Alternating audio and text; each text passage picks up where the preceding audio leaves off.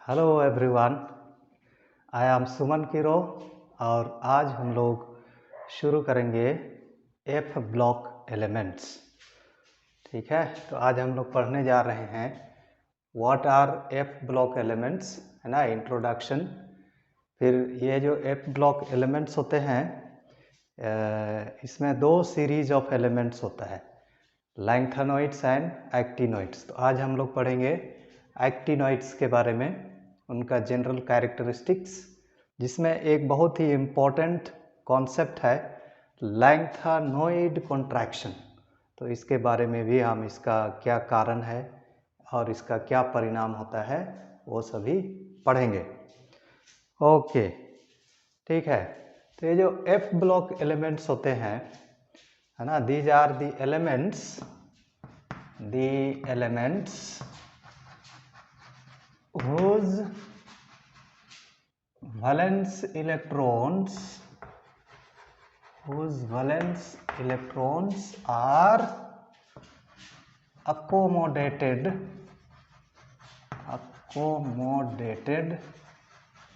in F subshell। Okay, तो ये वैसे एलिमेंट होते हैं जिनके जो वैलेंस इलेक्ट्रॉन होते हैं वो एफ सब शेल में अकोमोडेट किए जाते हैं। Okay, these are also known as inner transition elements। ठीक है, inner transition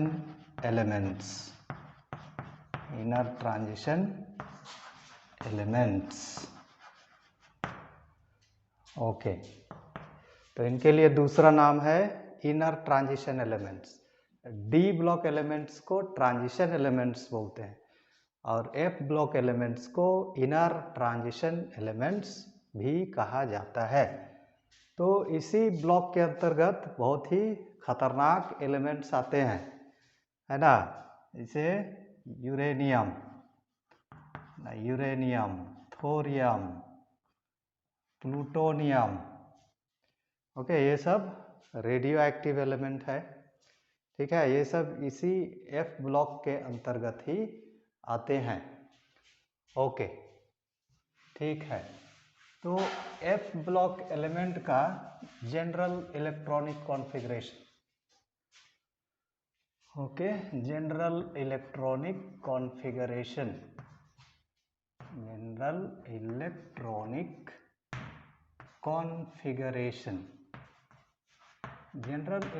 कॉन्फ़िगरेशन होता है नियरेस्ट इनर्ट गैस।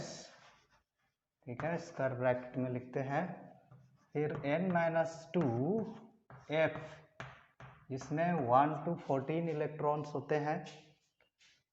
फिर n-1 d में 0 से 1 इलेक्ट्रॉन होते हैं। फिर ns में 2 इलेक्ट्रॉन होता है। ठीक है, n-2 f में 1 से 14 इलेक्ट्रॉन, n-1 d में 0 से 1 इलेक्ट्रॉन और ns में 2 इलेक्ट्रॉन। ठीक है, वेयर n का वैल्यू यहाँ होगा 6 और 7। ठीक है, n का वैल्यू 6 होगा तो यहाँ n-2 4f, n-1 5d, 4f 5d 6s। Okay, तो वो होगा लैंथेनॉइड। अगर यहाँ n = 7 तो ये हो जाएगा 5f 6d 7s। तो इस प्रकार से। ओके, ठीक है। तो इलेक्ट्रॉनिक कॉन्फ़िगरेशन से पता चलता है कि इनका जो कॉमन ऑक्सीडेशन स्टेट होगा वो होगा 2 + 1 3। ठीक है, कॉमन ऑक्सीडेशन स्टेट, तो okay, common oxidation state of F block elements is equal to +3। क्यों +3? क्योंकि इनका इलेक्ट्रॉनिक कॉन्फ़िगरेशन इस प्रकार से होता है। ठीक है, तो ये जो F ब्लॉक एलिमेंट्स होता है इसको दो सीरीज में बांटा गया है। ठीक है, it consists of two series of elements. एक को बोलते हैं लैंथेनोइड्स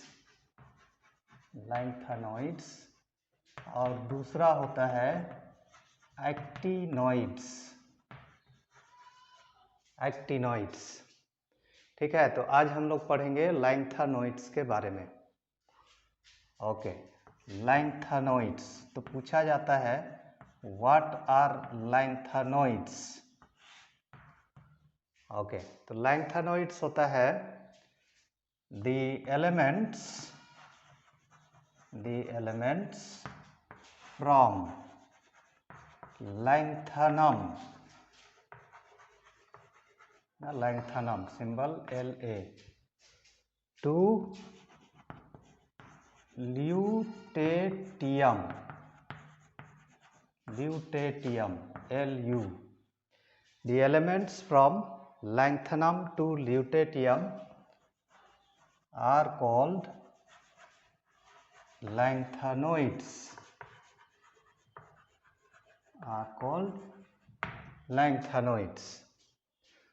ओके, ठीक है।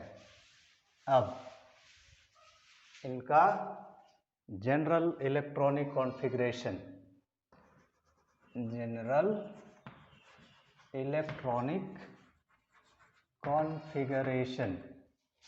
ये होता है।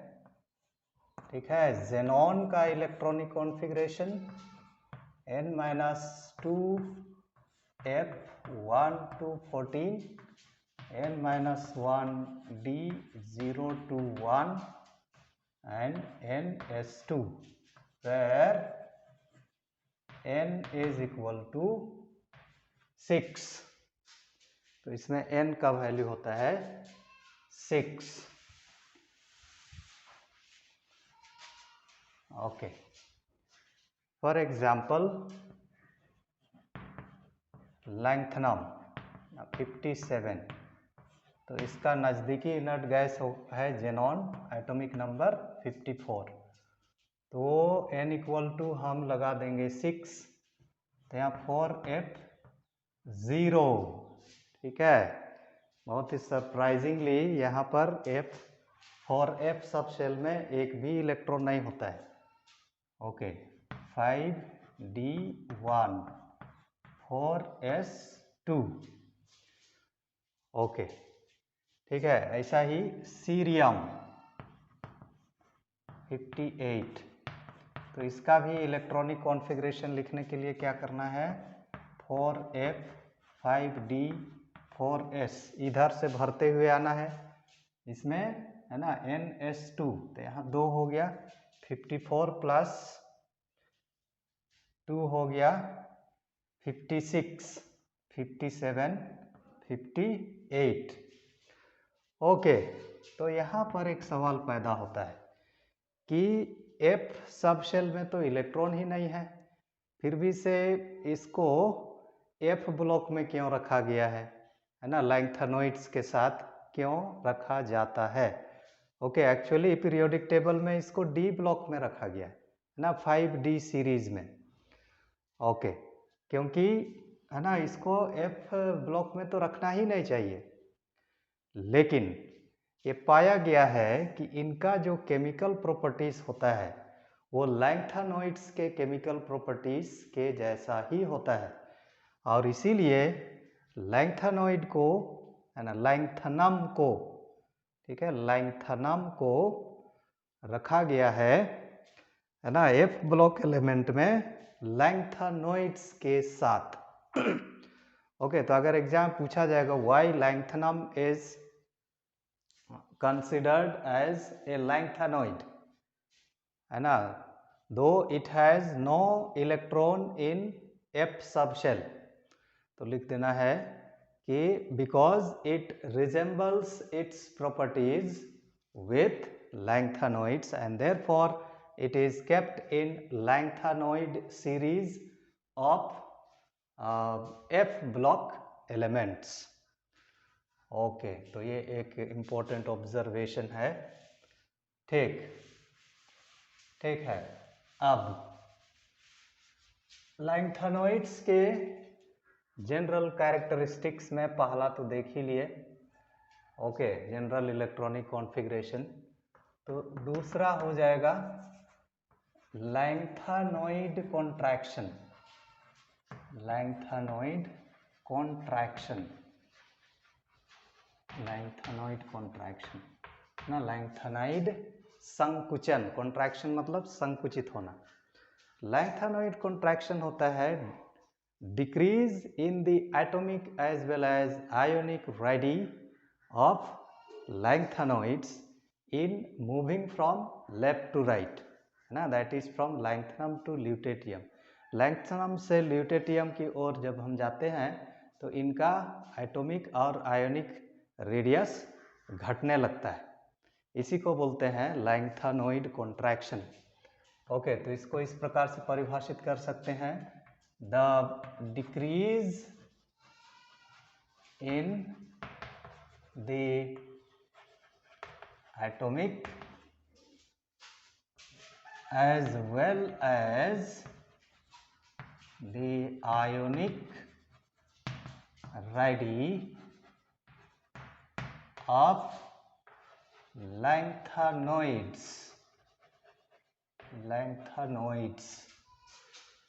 in moving from left to right, that is from lanthanum to lutetium is known as lanthanoid contraction. Okay, तो पूछा जाता है व्हाट इज लैंथेनोइड कॉन्ट्रैक्शन, तो लिख देना the decrease in the atomic as well as the ionic radii of lanthanoids in moving from left to right, है ना, in the periodic table left to right, that is from lanthanum to lutetium is known as lanthanoid contraction. Okay, ठीक है। अब इसका क्या कारण है ना, इसका क्या कारण है? ओके, रीजन, ठीक है, रीजन। तो इसको हम पहले फिगरेटिवली समझ लेते हैं।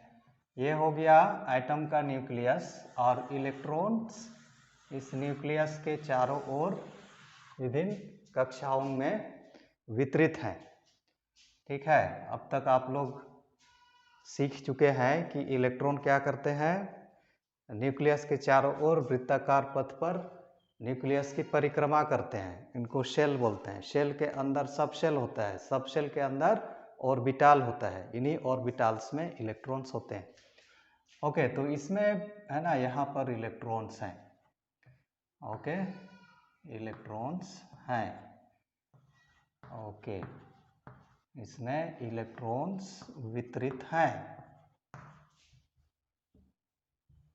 ओके, तो इनका इलेक्ट्रॉनिक कॉन्फ़िगरेशन ये बताता है कि इलेक्ट्रॉन जो होते हैं 4f सब शेल में भरते हैं। ठीक है, लैंथेनोइड्स में जो लास्ट इलेक्ट्रॉन होता है वो 4f सब शेल में भरता है। ठीक है, तो ये जो f सब शेल होता है इनका स्क्रीनिंग इफेक्ट बहुत कम होता है।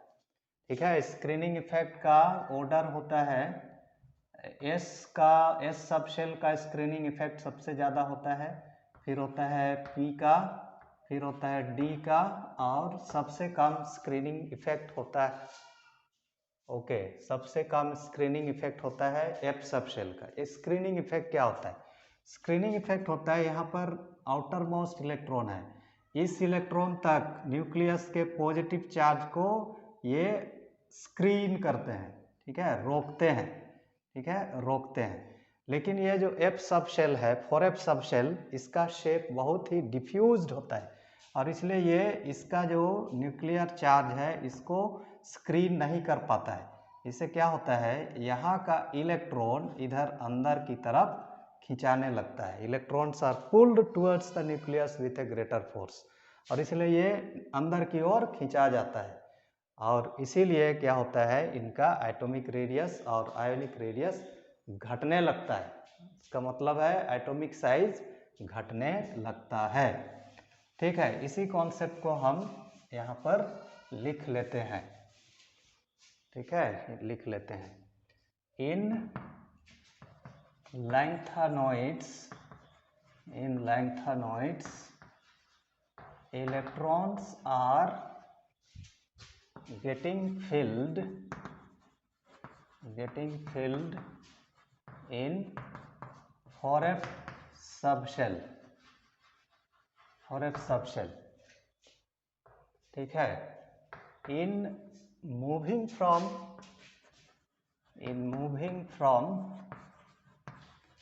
left to right, the effective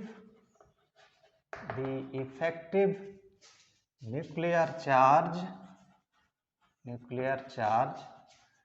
increases, ठीक है, डी ब्लॉक एलिमेंट में भी इसको पढ़े हैं, increases. Now this increase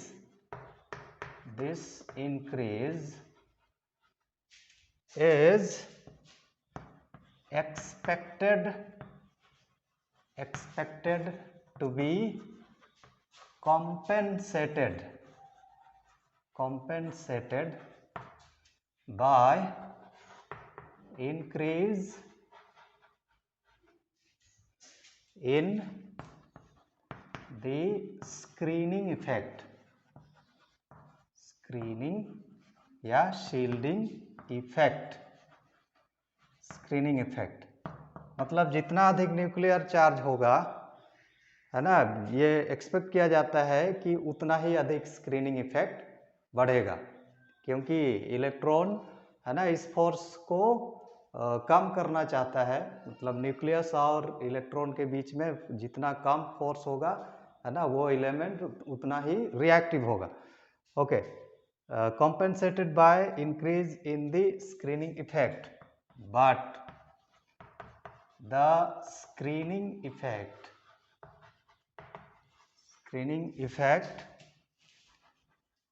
of 4f subshell is very poor. Hence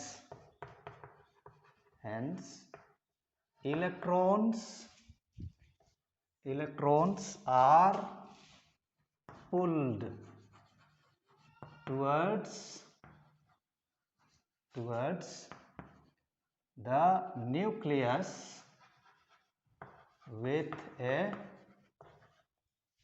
greater force,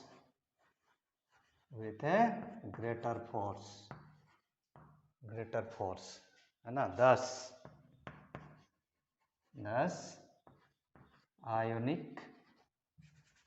atomic and ionic radii decreases। तो ये है इसका कारण, ठीक है। इन lengthanoids electrons are getting filled in 4f subshell. In moving from left to right, the effective nuclear charge increases. This increase is expected to be compensated, है ना, ये एक्सपेक्ट किया जाता है कि ये इंक्रीज का मतलब भरपाई होगा। compensated by increase in the screening effect. But the screening effect of 4f subshell is very poor, and hence electrons are pulled towards the nucleus with a greater force, thus atomic and ionic radii decreases. Okay, तो यही है इसका कारण। ठीक, अब इसका क्या परिणाम होता है? Consequences of lanthanoid contraction. First one, lanthanoid contraction के कारण इनका जो एटॉमिक साइज होता है वो वेरी सिमिलर होता है। ठीक है, the atomic size of lengthenoids is very similar। Okay, अब एटॉमिक साइज वेरी सिमिलर होगा तो क्या होगा? केमिकल प्रॉपर्टीज भी वेरी सिमिलर होगा। केमिकल प्रॉपर्टीज एकदम एक ही जैसे होगा तो इनको सेपरेट करने में दिक्कत होगी। ओके, ठीक, the separation of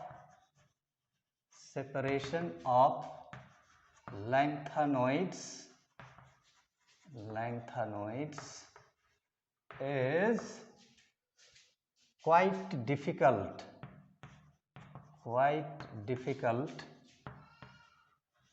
due to their similar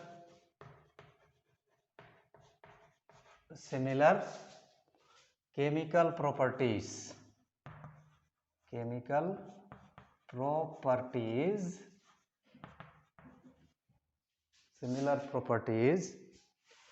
और ये सिमिलर प्रॉपर्टीज होता है due to similarity in atomic size.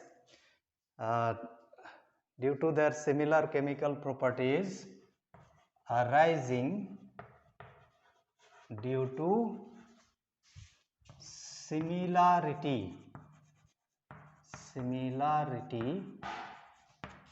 in their atomic size। तो लैंथेनॉइड कॉन्ट्रैक्शन के कारण इनका एटॉमिक साइज है ना करीब करीब समान होता है, और इसी के कारण क्या होगा? इनका केमिकल प्रॉपर्टी समान होगा। केमिकल प्रॉपर्टी समान होगा तो इन एलिमेंट्स को एक दूसरे से सेपरेट करने में काफी दिक्कत होती है। ओके, तो ये हैं दो important consequence of lanthanoid contraction. Okay, तीसरा है द बेसिक स्ट्रेंथ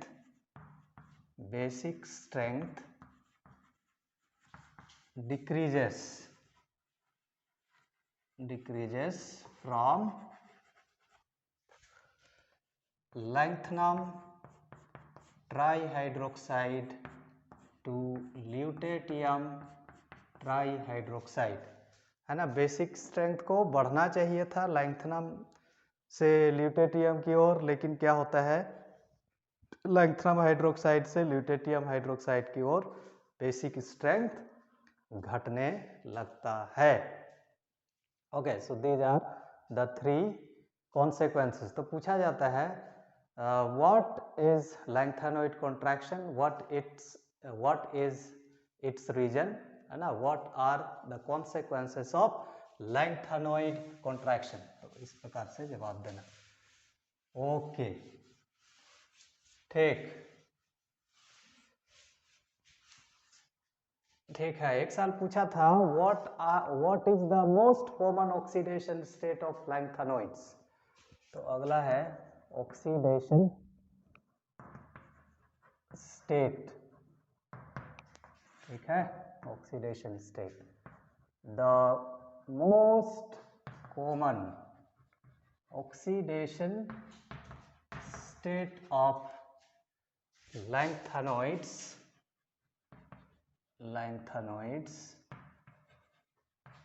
is +3। ठीक है, इनका मोस्ट कॉमन ऑक्सीडेशन स्टेट होता है +3। ओके, इसके अलावे ये +2 और +4 ऑक्सीडेशन स्टेट भी दर्शाते हैं। बिसाइड्स दिस मतलब besides +3 they also show oxidation state of +2 and +4। तो पूछा जाएगा what are the oxidation states shown by lanthanoids, तो लिख देना +3, +2 एंड +4। लेकिन यदि पूछा जाएगा कि मोस्ट कॉमन ऑक्सीडेशन स्टेट क्या है तो बता देना है +3। ओके, ठीक है, तो लैंथेनोइड्स में इतना ही। अगले क्लास में हम पढ़ेंगे एक्टिनोइड्स, फिर उसी में हम पढ़ेंगे similarity between lanthanoids and actinoids and differences between lanthanoids and actinoids. ठीक है, आज के लिए इतना ही, बाय।